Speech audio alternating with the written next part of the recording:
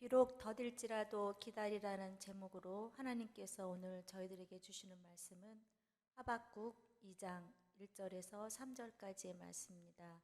제가 가지고 있는 성경책으로 구약 1302쪽 되겠습니다. 찾으신 줄 알고 봉독해 올립니다. 내가 내 파수하는 곳에 서며 성루에 서리라.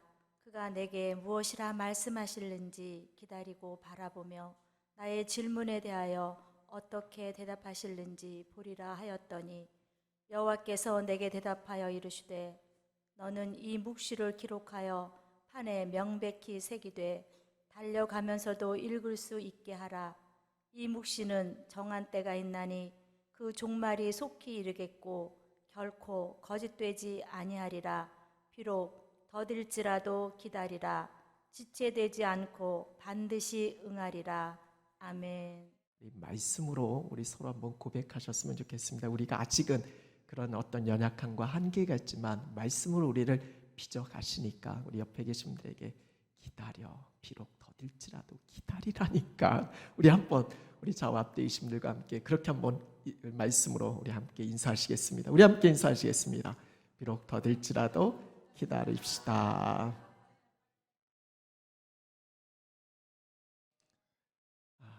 인사는 그렇게 하셨지만 기다린다, 이것처럼 참 어려운 게 또 어디 있겠습니까? 말처럼 쉽지는 않습니다. 알아요, 기다려야 한다라는 거. 그런데 어렵습니다. 특히 오늘 우리가 살아가는 시대는 초스피드 시대잖아요. 이 속도의 경쟁이 아주 치열한 그런 시대입니다. 이런 시대를 살고 있는 저와 여러분, 우리가 이 기다리라는 이 말씀이 얼마나 우리의 삶 속에서 적용하기가 어려운지, 우리 미래학자 엘빈 토플러가 이미 70년대, 지금부터 수십 년 전에죠. 수십 년 전에 미래에 대해서 이렇게 이야기를 했습니다. 앞으로 미래 시대는 이제 예전에는 강자와 약자, 힘의 크기로 그 승패가 갈렸다라면 이제는 빠른 자와 느린 자로 구분되고 빠른 자가 이기고 느린 자는 지게 될 것이다라고. 앞으로 미래 시대는 속도전인 거예요. 이 속도에 따라서, 빠르기에 따라서 승패가 결정되어진다라고. 빨라야 삽니다. 느리면 그만큼 도태되고 뒤처지고 결국 지게 되어지는 거죠. 뭐든지 다 빨라야 합니다. 자동차도 빨라야죠. 컴퓨터, 인터넷도 빨라야 합니다. 스마트폰 조금이라도 렉 걸리면 우리 아이들 아빠 이거 또 렉 걸렸다고 막 승질을 냅니다. 참아내지를 못하는 것을 보게 되어져요. 밥도 빨리 줘야 합니다. 음식도 빨리 나와야 되고 공부도 빨리 시켜야 되고 성공도, 그리고 출세도 뭐든지 빨라야 됩니다. 빠르다 보니까 예배도 빨리 끝나야 합니다. 예배가 빨리 끝나려면 뭐가 짧아야죠? 왜 설교에 찬양이 짧아야죠? 기도가 짧아야죠. 꼭 설교만으로 이렇게 여러분께서 딱 이렇게 하시는데 그렇지 않습니다. 그래도 예배를 딱 이제 시간을 맞춰야 돼요. 그렇지 않으면, 여기는 아직까지는 제가 그런 분들은 보지 못했는데 전에 저쪽에 있거든요. 그쪽은 꼭 시계를 보는 분들이 계십니다. 그래서 시계를 그냥 이렇게 보면 보는데 이렇게 들면서 목사님 시간 다 됐다고, 빨리 끝내시라고. 우리가 늘 입버릇처럼 이야기하는 게 뭡니까? 빨리 빨리 빨리. 가장 먼저 배우는 우리 한국말이 빨리잖아요. 아이들 말도 못해도 어렸을 때부터 빨리 빨리 합니다. 그만큼 이게 이제 우리의 삶 속에서 익숙해진 거예요. 우리 아이들이 자주 하는 말이 있습니다. 아빠 빨리. 이 아이들이 아주 그냥 뱄어요.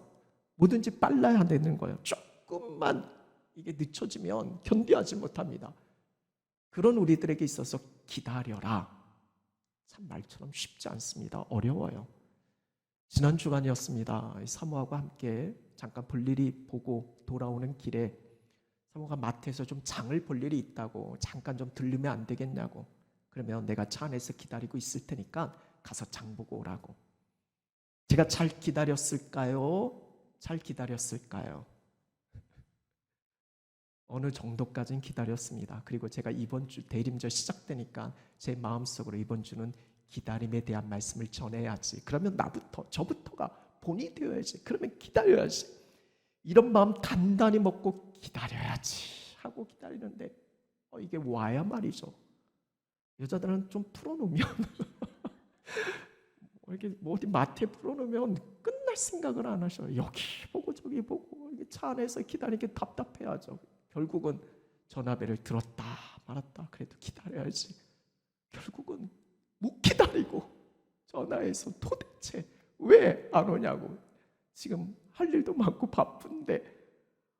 보통 저희 사모가 예전에는 제가 무슨 말을 해도 다 품어주고 딱 얼굴 보면 성격이 워낙 좋아서 성품이 좋아서 화를 내지 않는 그런 사람이었는데 이제 좀 나이가 이제 들어가다 보니까 이제 웬만 뭐 하면 이제 승질부터 나죠. 제가 왜 빨리 안 오냐고 했더니 알았다고 간다고 이제 제 말씀을 준비하는 입장에서 돌아보니까 여전히 못 기다리는 저의 모습을 발견하면서 얼마나 부끄러운지. 여러분 어떻습니까? 잘 기다리고 계시나요? 우리 초등학생 4학년이 인터넷에 글을 올렸습니다. 우리 초딩이죠, 초딩. 제가 사랑하는 걸프렌드 여자친구가 생겼습니다. 그런데 그 여자친구가 제 마음을 몰라줍니다. 어떻게 할까요? 도와주세요. 초딩이 사랑한다라는 그 글을 인터넷에 올렸어요. 그랬더니 거기에 답글이 달렸습니다. 또 초딩입니다. 기다려야 합니다. 요즘 초딩들 수준이 보통이 아니에요. 사랑 이야기하죠. 기다림 이야기합니다. 그런데 채 하루가 지나기 전에 처음에 그 글을 올렸던 도와달라고 요청을 했던 그 초딩이 다시 답글을 달립니다. 이제 우린 끝났습니다. 처음에는 사랑을 이야기하고 기다림을 이야기하더니 채 하루가 지나기 전에 사랑이 끝났다고. 이제 우리는 끝났다고. 이게 과연 그 초딩들만의 이야기일까? 오늘 여러분들은 어떻습니까? 도무지 우리는 기다릴 줄 모릅니다. 사발면 그 몇 분을 못 기다려서 뚜껑 열었다 닫았다 젓가락 찔렀다 막 하면서 자판기 커피 저만 그런가요? 전 커피에 손을 대고 있어요. 끝나기 전에 확 어떨 때는 이 커피 떨어지는 걸 맞은 적도 한두 번이 아닙니다. 식당에 가서 음식 시켜놓고 좀이라도 늦게 나오면 막 주방 쳐다보고 눈에 아주 불이 나가죠. 혹시라도 저희보다 늦게 온 어떤 팀이 먼저 음식이 나오면 막 분이 치밀어 오릅니다. 우리 여러분들이야 그렇지 않겠지만 저는 그럽니다. 우리 청년들, 여기 청년들은 안 그래요. 전에 저쪽에 있는 청년들 어디 가서 고기를 한번 구워 먹는데 청년이 수련대 고기를 구워 먹거든요. 삼겹살을 굽는데 삼겹살은 푹 잘 익혀서 앞뒤로 잘 구워서 먹어야 되는데 이것들이 익기도 전에 먹어요. 우리 목사 장로님들이야 집사님들은 그래도 목회자 배려해서 다 이렇게 잘 구워서 먼저 목사님 드리겠지만 여기는 그럴 거예요. 여기는 그런 게 어디 있어요. 배고픈데 자기 입으로 먼저 들어가죠. 보니까 기다리다가는 먹지를 못하겠는 거예요. 아주 기가 그대로 있는 그 삼겹살을 왜냐면 안 먹으면 안 되니까 막 먹다가 배탈이 난 적도 있었습니다. 배달 음식 시켜놓고 조금만 시간 지나 왜 이렇게 안 오냐고 이렇게 해서 무슨 장사를 하겠냐고. 그래서 요즘은 배달 시킬 때 이미 그쪽 식당에서 한 30분 걸릴 겁니다. 좀 길게 그러면 1시간 걸릴 겁니다. 요즘 앱에는 어느 정도 시간이 걸릴 거라는 거 미리 알려줘요. 그만큼 사람들이 기다리지를 못하는 거예요. 버스 택시 탈 때 어떻습니까? 정류장에서 가만히 기다려야 되는데 도로로 뛰쳐나가고 잡아놔요. 엊그제도 그러더라고요. 정류장에서 어떤 분이 버스가 조금 차가 이렇게 줄지어 있으니까 좀 한 몇 미터 뒤에 있는데 어떤 분이 막 그걸 못 기다리고 그 도로가로 뛰어가는 거예요. 그러니까 멀뚱히 서 있던 사람들도 이게 뭔가 하고 다 뛰어서 도로가로 가서 그렇게 버스를 타더라고요. 뭐가 그렇게 급한지 뭐에 그렇게 쫓기는지 도무지 기다릴 줄은 모릅니다. 아프리카에 누영양이라는 석과 동물이 있습니다. 큰 무리를 지어서 이렇게 사는 동물인데 성미가 얼마나 급한지 바람결에 조금이라도 숯불이 그렇게 흔들리면 자신의 천적인 사자가 나타나서 자신들을 노리고 있다 그렇게 이제 착각하는 거죠. 그러면서 막 내달리기 시작하는 겁니다. 한 마리가 달리면 그 주변에 있는 수천 마리가 같이 뛰어요. 같이 달려요. 왜 달리는지도 몰라요. 그냥 뛰니까 같이 뛰는 거예요. 그러다가 나중에 기진맥진하죠. 그렇게 멈춰설 때 그때 사자가 누영원을 노립니다. 처음부터 같이 안 뛰어요. 얘네들 지칠 때까지 기다리는 거죠. 결국 그 누영양은 그 급한 성격 때문에 위험에 처해지게 되어지는 겁니다. 빠른 것 필요해요. 오늘 이 시대는 참 중요합니다. 느리면 앞서도 말씀드린 것처럼 요즘은 초스피드 시대라니까요. 결국 이 빠른 게 경쟁입니다. 조금이라도 늦어지면 도태되고 결국 뒤처지게 되어지는 거예요. 그렇지만 여러분, 이 빠른 게 물론 중요하고 필요하지만 기다리지 못하는 그 조급증, 성급함 때문에 인생을 망칠 수도 있습니다. 오늘 이 시대에서 기다린다라는 거, 이렇게 빨리 가야 하는 이 시대에서 기다림은 어떨 때는 불안함으로, 염려로, 초조로, 때로는 어리석어 보이기도 하고 참 바보 같아 보이기도 합니다. 언제까지 기다려야 하냐라고 이런 질문, 의문이 들 수도 있습니다. 그래서 새치기 하죠. 그래서 끼어듭니다. 그래서 갓길 가죠. 그래서 중앙선 침범합니다. 이렇게 해야만 현실 잘 적응하는 것 같고 이렇게 하는 것이 더 융통성 있다라고 말할 수도 있을 겁니다. 그런데 여러분, 그렇게 가다가 진짜 먼저 갈 수 있습니다. 오늘 우리가 함께 읽은 본문의 말씀이 이 하박국, 오늘 본문을 포함한 하박국 전체의 말씀도 그렇고요. 아니, 이 성경 전체의 말씀이 오늘 우리에게 전해주는 분명한 하나님의 법칙이 있습니다. 그것은 기다림의 법칙입니다. 오늘 말씀의 제목처럼 비록 더딜지라도 기다리라. 이런 기다림은 하나님의 법칙입니다. 하나님의 역사는 기다림에 대한 약속의 말씀이고 기다림에 대한 소망의 성취입니다. 하나님의 때, 하나님의 시간에 모든 것을 하나님이 이루어 주십니다. 그래서 성경에 쓰임받은 사람들의 면면을 보면 공통점이 하나님을 기다리는 사람이었습니다. 하나님 믿는 신앙인이라면 오늘 이 자리에 계신 여러분들도 기다리는 그 자세가 필요합니다. 저는 신앙 이꼴 기다림, 그렇게 정의합니다. 신앙은 기다림이에요. 인내입니다. 오늘 말씀 속에서 이 기다림의 법칙, 특별히 대림절, 기다림의 절기잖아요. 이때 기다림 이야기 아니하면 언제 기다림 이야기하겠습니까? 이 대림절 다시 한번 내 안에서 이 기다림이 온전히 잘 적용되어지고 있는가 돌아봤으면 좋겠습니다. 특별히 그리스도인으로서 영적 싸움에서 이 기다림이 얼마나 중요한지 여러분 정말 한순간도 잊지 않으셨으면 좋겠습니다. 오늘 본문 말씀이 이렇게 시작되어져요. 1절 말씀 한번 같이 읽었으면 좋겠습니다. 1절 우리 함께 읽겠습니다. 2장 1절 말씀 우리 같이 읽겠습니다. 시작. 내가 내 파수하는 곳에 서며 성루에 서리라. 기다리고 바라보며 나의 질문에 대하여 어떻게 대답하실는지 보리라 하였더니. 여기서 나는 누굽니까? 오늘 우리가 어디 말씀을 읽었죠? 하박국. 이거는 점심때 국 이름이 아니라 우리 선지자, 사람 이름입니다. 하박국 선지자예요. 하박국 선지자가 살았던 시대, 뭐 대부분의 시대가 거의 동일하겠지만 참 어둡고 암담한 시대를 살아갔습니다. 폭력이 난무하고 거짓이 판을 치고 우리 도적이 성행하고 분쟁과 다툼이 끊이지 않고 도무지 선을 찾아보기 힘들고 죄악이 가득하고 정의는 완전히 무너져 내린 참 답답한 현실 속에 하박국 선지자는 그런 시대에 살아가고 있습니다. 자신의 힘으로, 자신의 능력으로 어찌할지 모르는, 도무지 이해할 수 없는 그런 여러 가지 현상과 상황들이 계속해서 일어나고 있습니다. 아주 해결할 수 없는 문제들이 그 앞에 산적해 있는 것을 보게 되어집니다. 그 시대뿐만 아니잖아요. 우리 시대도 마찬가지잖아요. 여러 가지 고민과 여러 가지 질문, 의문이 생기는 그런 상황, 현실들이 우리 앞에 있잖아요. 이런 상황에서 하박국 선지자는 하나님께 부르짖습니다. 아마 대부분 믿음 있는 신앙인들이라면 이 시대적인 상황의 현실을 마음에 품고 하나님 앞에 간절히 아마 기도할 겁니다. 하박국 선지자도 마찬가지였어요. 하나님 보시라고, 지금 이 시대적인 상황을 보라고, 이 환경을 보라고, 이거 어떻게 해야 되겠냐고. 그러면서 하나님께 부르짖습니다. 하나님 도와주세요. 하나님 이 문제 좀 해결해 주세요. 내가 어찌할 수 없으니까 하나님께서 붙잡아 주세요. 해결해 주세요. 참 중요한 부분이잖아요.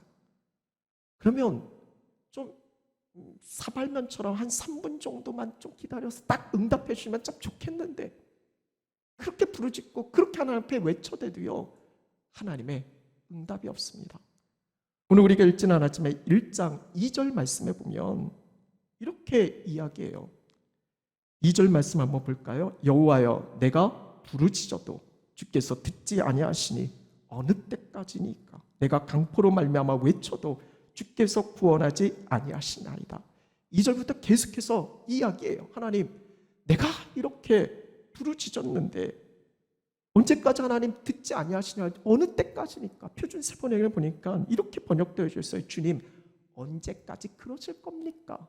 아주 단단히 지금 이 선지자는 지금 힘에 겨운 거예요. 하나님, 언제까지 그러실 거냐고.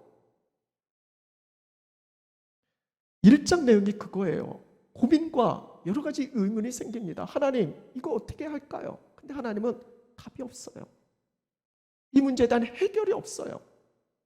기도했고 하나님 앞에 아뢰었으면 뭔가 답이 뚝 떨어져야 되는데 그렇지 않습니다. 여기서 선지자가 고민하는 거예요. 아마 대다수 신앙인들도 그렇지 않습니까? 차라리 기도하지 않으면 그런 생각조차도 없는데, 하나님, 내가 부르짖었고 기도했고 하나님께 아뢰었는데 왜 상황과 형편은 그대로입니까? 언제까지 그러실 거냐고. 그런 의문 고민 없겠습니까? 여기서 많은 사람들이 신앙의 회의를 느끼기도 하고, 심지어는 정말 하나님이 계시긴 한 건가, 그런 어떤 의문이 그렇게 생기기도 하고, 1장에는 이 선지자의 고민과 질문이 가득 차 있어요. 도대체 하나님, 언제까지 그러실 거냐고. 근데 중요한 건 오늘 우리가 함께 읽은 2장 1절에서 보면 이제 좀 전환이 됩니다.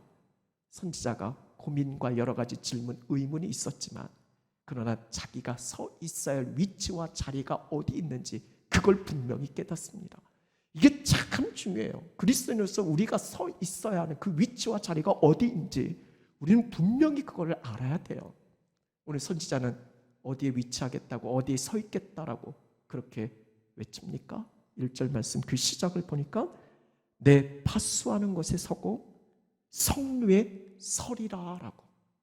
지금 그가 서 있는 위치와 자리는 어디냐면 파수하는 곳, 이 적의 공격이 파수꾼이잖아요. 그래서 적이 공격해 오나 이걸 빨리 알아채야 되는 그런 부분들이 그 안에 있잖아요. 그리고 이 성도는 가장 높은 곳 아니겠어요? 거기서 이제 망을 보는 거잖아요. 지금 이 선지자는 파수하는 곳에 성루에 서겠다라고 그렇게 지금 외치고 있어요. 이건 진짜 자기가 파수꾼이 되겠다, 성을 지키는 파수꾼이 되겠다, 그런 의미가 아니라 여기는 아주 중요한 담겨져 있는 뜻이 있죠. 그건 뭐냐면, 이런 파수꾼을 한번 생각해 보세요. 파수꾼의 시야, 시선은 어디에 맞춰져 있습니까? 성 안인가요? 성 밖인가요? 성 안에서 어떤 일이 일어날지 파수꾼은 그거 고민할 필요 없어요. 파수꾼은 성 안의 일이 아니라 성 밖에 초점이 맞춰야 됩니다.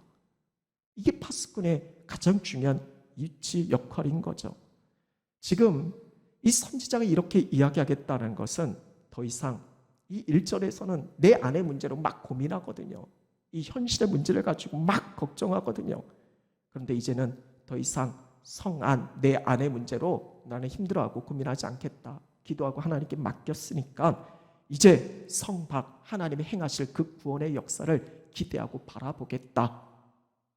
여기서 파수하는 곳에 서고 성루에 서겠다는 것은 오직 하나님만 바라보겠다.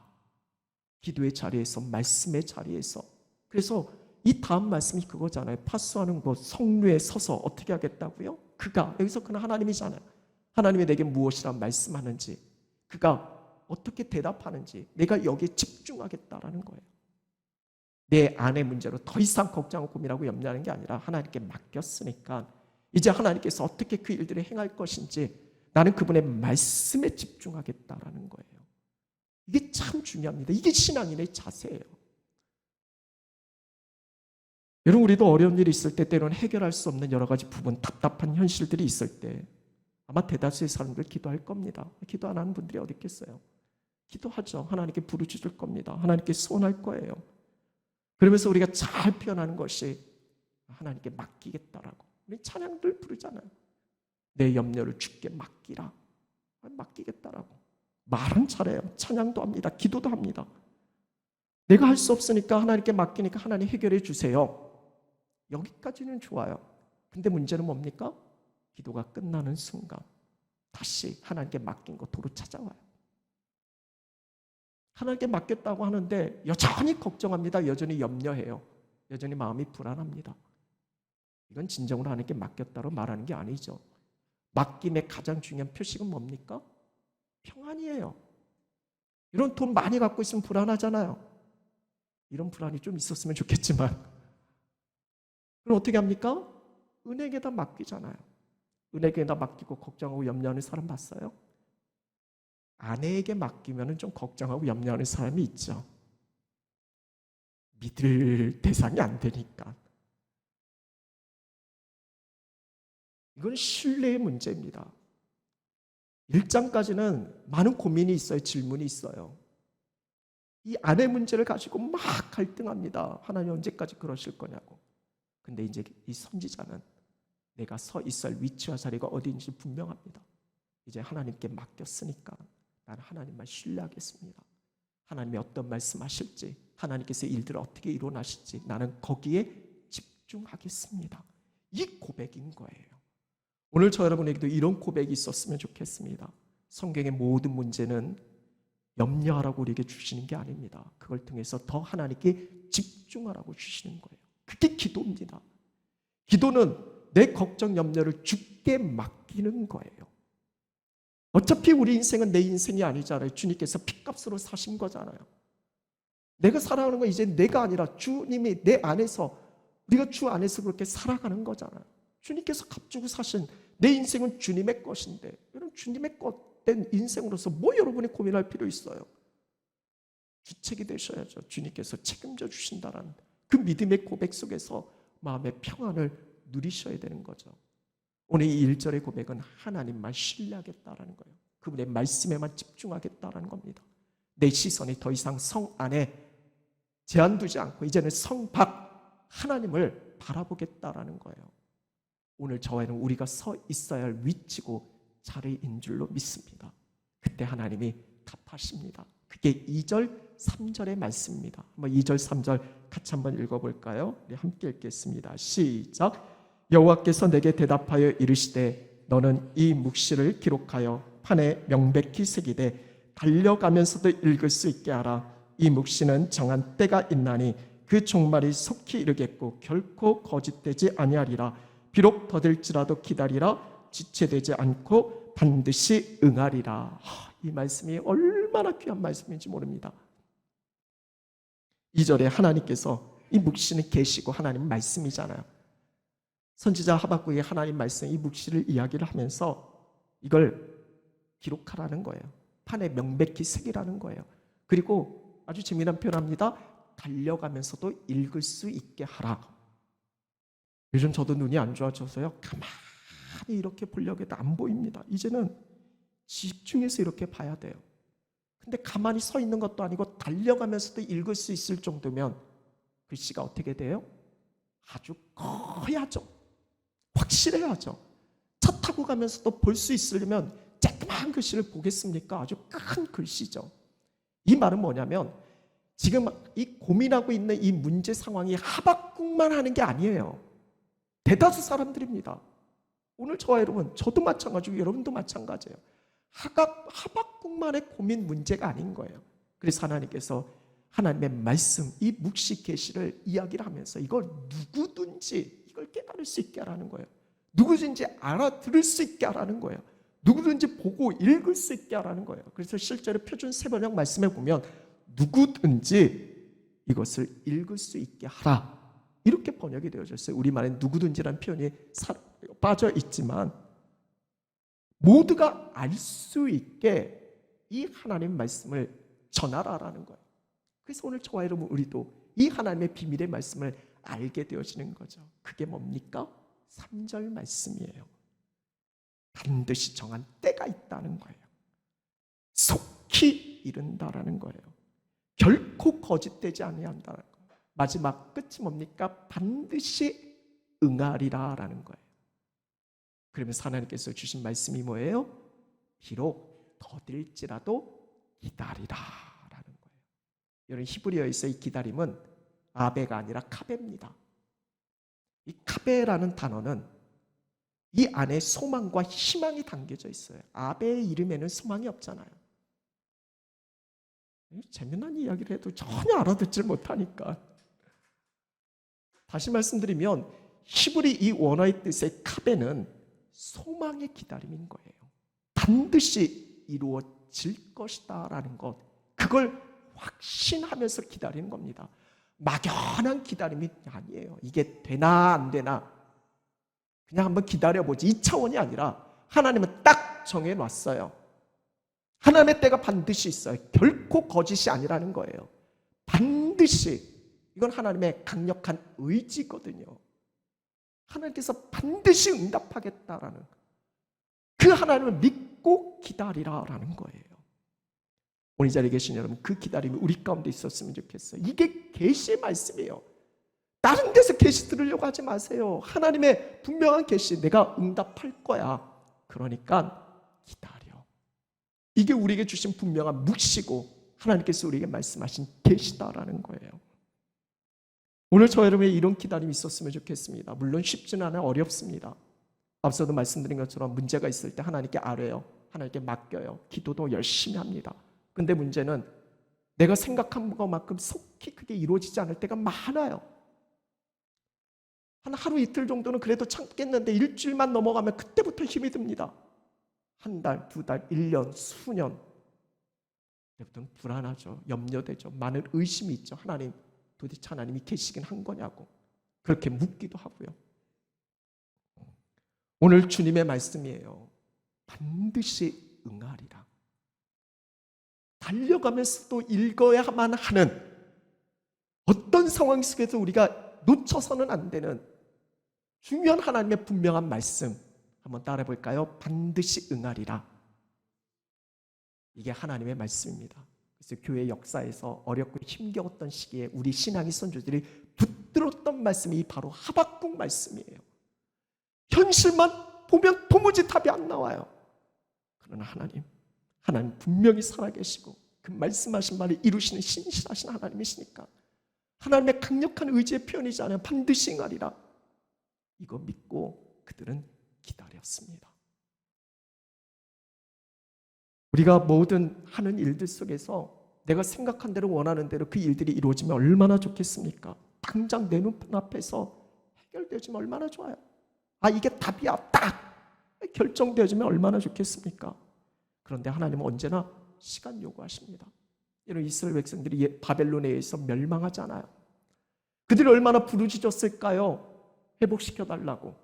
근데 하나님의 때는 70년이 차야 그들에게 회복의 때가 이루어지는 겁니다. 아무리 발버둥 치고 아무리 외쳐도요, 결국 하나님의 때, 하나님의 정한 시간에 주의 뜻이 이루어지는 겁니다. 때로는 기다리는 시간이 이해되지 않고 또 지루하고 답답하고 짜증은 기본이고 불공평한 것 같고 분한 생각까지도 들고, 그런데 여러분, 하나님은 선하신 분이세요. 지난주 예수님의 감사처럼 내게 일어난 모든 상황 속에서 하나님을 바라볼 때 하나님은 항상 오르신 분이십니다. 그 하나님을 믿고 기다려야 하는 거예요. 반드시 응할 것이다라는 그 하나님의 계시의 말씀 말이죠. 신앙인의 삶은 내가 원하는 시간에 맞춰 살아가는 인생이 아니라 하나님의 때, 하나님의 시간, 이게 카이로스 시간이거든요. 그거에 맞춰 살아가는 것이 신앙인 된 저와 여러분, 우리의 삶이어야 할 줄로 믿습니다. 하박국 선지자는 이게 깨달아진 겁니다. 1장에서는 도무지 알 수가 없는 거예요. 그러나 2장에서 자신의 위치와 자리를 분명히 알고 그 안에서 주님 바라봤을 때 하나님께서 반드시 이루실 거야, 그러니까 기다려. 그 하나님의 계시의 확신이, 그 말씀에 대한 확신이 그 안에 심어지니까 3장으로 넘어가면서부터는 상황과 환경은 아무것도 달라지지 않았어요. 그런데 3장으로 넘어가면서는 하나님을 찬양합니다. 그 유명한 하박국 3장 17절 18절이 이 상황 속에서 고백되어지는 거예요. 파수에 서서 성루에 서서 하나님이 어떻게 말씀하신지 보겠다라고. 그때 하나님께서 반드시 응할 거야. 내가 정한 때 말이지 결코 거짓이 아니야. 그러니까 비록 더디다 생각할지라도 기다려. 이거에 대한 확신이 드니까 17절 18절 우리 어린 아이들부터 많이 부르는 찬양이잖아요. 무화과 나무 잎이 마르고 포도 열매가 없으며 감람나무 열매 그치고 외양간 송아지 없어도 앞선 틀려요? 어찌됐든 간에 이건 문제투성이에요. 지금 이 노래가 여기까지는요. 이게 일장의 고민이에요. 문제 하나님이 계시다면 이거 해결해 줘야죠. 도대체 이게 어찌된 일이냐고. 언제까지 그러실 거냐고. 근데 그 뒤에 하박국은 어떻게 고백합니까? 상황과 환경은 달라지지 않고 변하지 않았지만 나는 하나님을 믿고 신뢰합니다. 나는 여호와 하나님 그 한 분만으로 기뻐하며 즐거워합니다.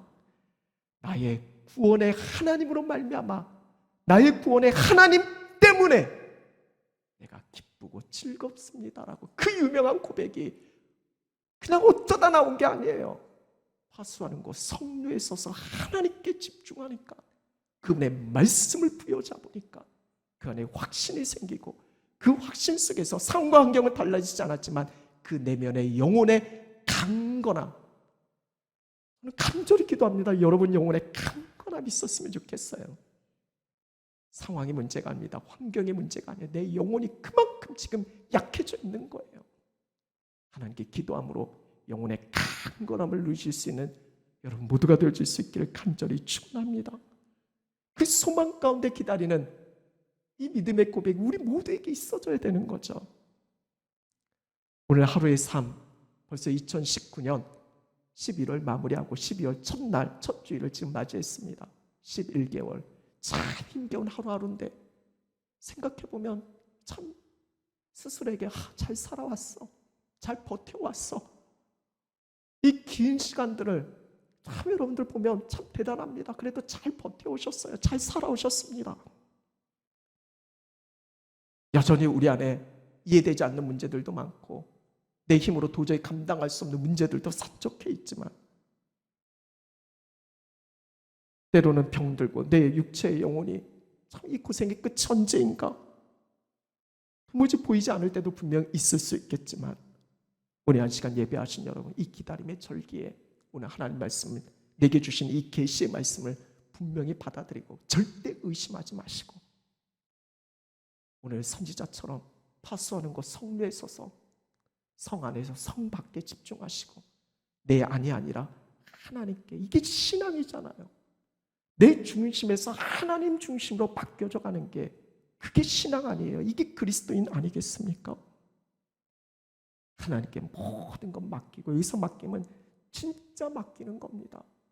내 인생 하나님의 것이니까 하나님 알아서 하시라고 하나님께 맡기고 그 맡김 속에 주시는 참 평안 누리고 이게 최고의 복이에요. 하나님이 함께 하시는 최고의 복은 평안입니다. 그 평안을 여러분 안에서 온전히 누릴 수 있기를 간절히 축원합니다.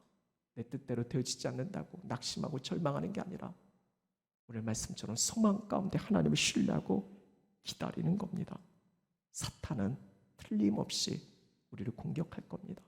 사탄의 공격은 다른 게 아니에요. 우리의 기다림을 방해합니다.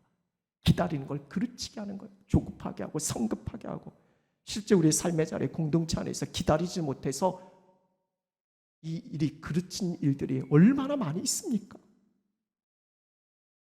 우리의 마음을 약하게 하고 결국은 포기하게 만드는 게 사단의 계략이에요. 기다리지 못하게 하는 거. 하나님의 법칙은 기다림인데 그럼 사단은 못 기다리게 하는 거죠. 제가 좋아하는 히브리서 10장의 말씀에 보면 우리가 인내가 필요하다. 왜냐하면 하나님의 뜻을 행한 후에 하나님이 약속하신 것 받게 하시기 위함이다라고. 우리의 기다림은 세상 사람들이 이야기하는 지체 막 왜 이렇게 답답하게 기다리기만 해, 그게 아니라 하나님을 기다림인데, 하나님의 때는 우리가 준비된 가운데 부어주시는, 우리가 생각할 수도 없는 놀라운 은혜의 역사가 우리에게 부어집니다. 이 기다림은 준비의 시간인 거예요. 그것을 우리가 믿고 하나님을 인내하면서 기다리는 겁니다. 세상 사람들도 이렇게 이야기하잖아요. 하늘이 무너져도 소나살, 하늘이 무너져도 뭐죠? 솟아날 구멍이 다 하시네요. 믿지 않는 세상 사람들도 희망을 이야기하고 있는데 우리는 하나님 믿는 사람이잖아요. 미래와 희망의 하나님이시잖아요. 우리를 멸망케 하시기 위함이 아니잖아요. 내게 주어진 이 고통과 이 아픔의 사건들은 결국 이걸 통해서 나를 온전케 하고 정말 하나님께 돌이키기 위함이고, 결국 하나님만을 온전히 의지하게 하기 위함이고, 진정한 구원의 역사가 무엇인지를 경험케 하게 한 하나님의 축복의 통로 아니겠습니까? 지금 당장은 알 수 없지만 오늘 하나님 말씀처럼 하나님의 때가 있고 결코 거짓되지 아니하고 반드시 응할 거니까 비록 더딜지라도 기다려야 한다라는 거. 말씀을 마무리하면서 혹시 오랫동안 기도했던 제목이 있습니까? 마음에 품었던, 하나님 좀 들어주세요. 저 그런 기도 많이 했거든요. 저도 하박국 선지자, 하나님 언제까지 그러실 거냐고, 언제까지 기다려야 되냐고, 저 이런 기도 되게 많이 드렸거든요. 중요한 건 포기하지 맙시다. 자식을 위한 기도든 남편을 위한 기도든 하나님께서 우리에게 요구하시는 건 기다림이고, 그 하나님의 때에 하나님께서 완벽하게 이루어 주실 것입니다. 예수 그리스도를 통해서 이미 우리에게 성취되어졌어요. 우리는 그것을 믿음으로 바라보는 그 그리스도인의 삶을 살아가야 하는 겁니다. 자녀 양육에서도 첫째 조건이 기다림입니다. 목회에서도요, 기다림입니다. 기다려주는 겁니다. 하나님이 우리를 기다려주신 것처럼 우리도 서로를 기다려주는 겁니다. 내가 생각한 것처럼, 내가 계획한 것처럼 안 됐다고 조급하게 성급하게 그렇게 하는 게 아니라, 하나님이 우리를 기다리시고 또 기다리시고 또 기다리신 것처럼 우리도 기다리는 겁니다. 이것이 우리의 모든 삶의 현장에서 아름답게 적용되어야 할 줄로 믿습니다. 오늘 말씀의 결론은 찬양입니다. 우리 주보 한번 보시면 나 기다립니다 라는 찬양이 있습니다. 제가 말씀을 묵상하면서 하박국 선지자가 이렇게 기다렸을 것 같습니다. 이 찬양의 가사의 내용이 하박국 선지자의 지금 간절한 마음의 지금 모습 같아요. 상태 같아요. 그러면서요, 저도 이 한 주간 계속 이 찬양을 부르면서, 하나님 저도 이렇게 기다립니다. 우리 사랑하는 성도들도 하나님을 이렇게 기다릴 수 있는 은혜 부어달라고. 한번 여러분 주부해 보셔서, 그렇게 글씨가 작지는 않죠? 한번 읽어보시고 같이 찬양 함께 올려드리고 우리 같이 기도했으면 좋겠습니다.